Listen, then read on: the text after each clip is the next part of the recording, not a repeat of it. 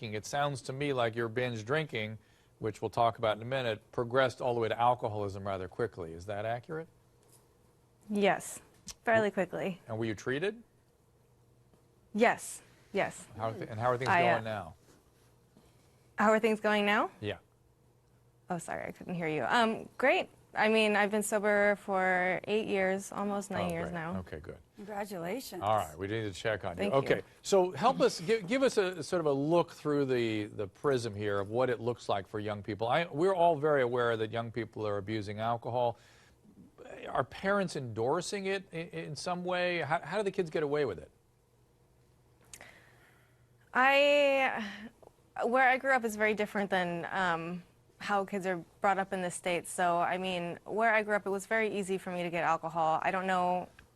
I mean, kids are just very good at hiding it. Some parents are endorsing it. I don't know. It's a little bit different in the States than what I'm used to. So were you just doing it out of, like, boredom and just why not and just have a couple of drinks and see where it takes you? When did you know that there was an issue? Or did you? Did someone else step in? You know, I didn't. My parents stepped in. It wasn't out of boredom. I had a lot of, I don't know, I was a young teenager. I had a lot of problems, you know, disagreements with the family, things like that, and just a lot of heavy influences. Bad influences. Well, let's talk about binge drinking for alcoholism. Alcoholism is a brain disease. It's a disorder where people lose control over their relationship with alcohol. It's a genetic disorder with a biological basis, and the hallmark is use in the face of consequence.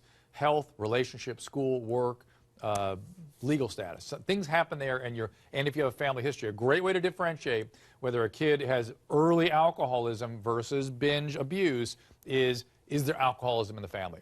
If there's alcoholism in the family and the kid has some momentum with alcohol, that is incipient alcoholism. But I don't know one family that doesn't have an alcoholic. I truly don't. So I can trust me, they're out there. Trust me. Really? It's only 10% What weirdos. of the No. population. But let me ask you this, Dr. Drew. So what is the difference between being an average teenager and experimenting with cocktails and, you know, going out and having a few, and then the CDC saying, you know, 4 drinks constitutes binge drinking? Well, then I'm a binge drinker. I was, you know. I had 4 drinks. Binging is very common, and a single binge will affect, this is what I tell young people, will affect their grade performance for a week by a full grade. That's been documented in research. 4 drinks of alcohol, you're studying for exam, you want to get that A, you're not. You're going to get the B.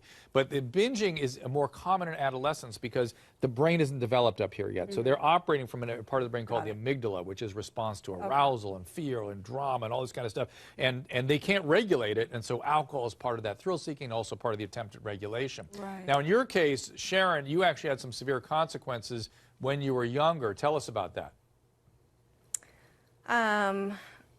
It was my first and last time I ever blacked out. I just put myself in a really terrible situation and ended up being raped. Okay. That's what happened. Well, I have to say that it being your first and last, that's very fortunate. It was the first and last time yes. And she was 14. Yeah, and blacking out, it's awful. And it sort of harkens back to the Steubenville, Ohio situation. Janet, I want to go to you. And that is why that whole story is so disturbing to me.